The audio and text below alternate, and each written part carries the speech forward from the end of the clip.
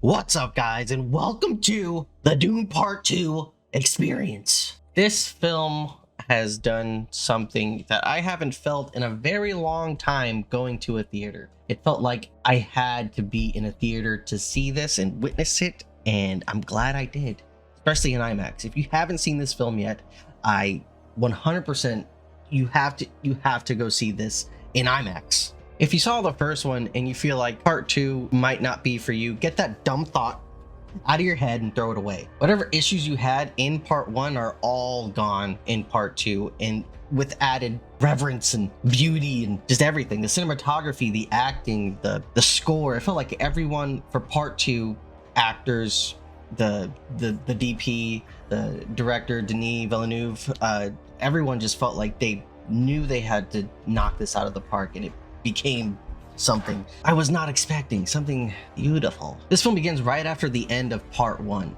So now you finally have like the almost complete compendium of the film. And if your gripe was part 1 feels like half a movie, well, now you got the other half, right? The cinematography alone in this film is on such another level. I had to look up the DP. In my head I was like, is it Roger Deakins? Roger Deakins is one of the greatest cinematographers in the film business, and I was like, it has to be this guy, right? It just the style felt similar to him, but no, it is Greg. I forgot. Greg Fraser. The cinematography in this film felt like it was telling a story on its own. The color palette wasn't too broad, but it was so effective in what it was trying to portray within the film, along with the score of the film. Hans Zimmer just completely kills it in this film as well. And I was a little worried about this film. I thought it was going to be, more lovey-dovey, just a whole love story between Zendaya's character Chani and Paul Atreides, Timothée Chalamet's character. And it was not. I mean, it was, but it was definitely, they figured out a way to do what a lot of other stories try to do when they have so much information to give you. There's all of these things happening, but they all flow into this common goal, and you're left unconfused. For me, at least, I thought this flowed so well. Nothing felt forced, nothing felt rushed. The character depth deepened on a lot of these characters who weren't used as much, like Zendaya's character or Javier Bardem's character, and you get a sense of who they are. You get a sense of who Paul Atreides is becoming and who his mother, the Bene Gesserit that she truly is.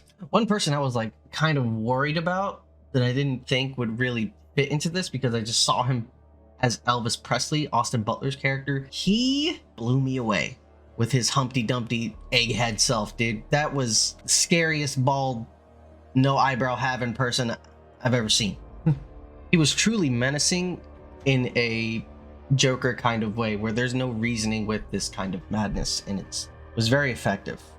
The world of Arrakis itself felt more lived in, felt more real, with seeing how the Fremen people lived and survived, and learning alongside Paul Atreides as he becomes the Messiah they've been waiting for. If you haven't seen any of the trailers, you'll be surprised by some of the random casting that you'll get in here, like Christopher Walken playing the Emperor, or Anya Taylor-Joy playing a character I'm not gonna throw out here because it'll be a little too spoilerish. The casting on some of these characters, which at first glance doesn't seem like it would work, just fits so well, and I truly can't wait for part 3.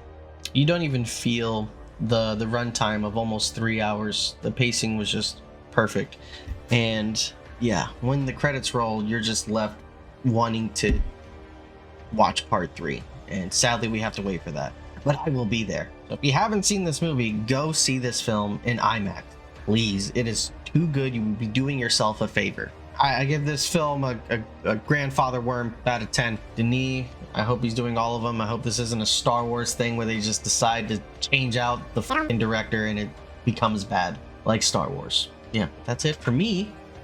That was my Dune Part 2 experience. I hope you go watch it and have a good one. So take care now, and bye-bye then. Ta-ta!